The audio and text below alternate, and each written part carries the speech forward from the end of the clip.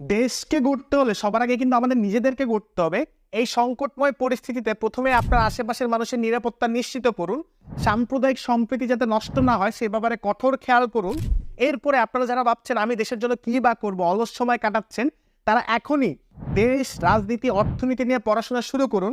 বিশেষ করে আমেরিকা পুরো পৃথিবীটা কিভাবে কন্ট্রোল করে, বা চীন কিভাবে এত বড় ইকোনমিক সুপার পাওয়ার হয়ে গেল, বা ভারতের রাজনীতি, পাকিস্তানের রাজনীতি, মায়ানমারের রাজনীতি, ভারতের সেভেন সিস্টার্স বা ব্রিক্স, এমন সব বিষয় নিয়ে কিন্তু আপনি পড়াশোনা শুরু করতে পারেন।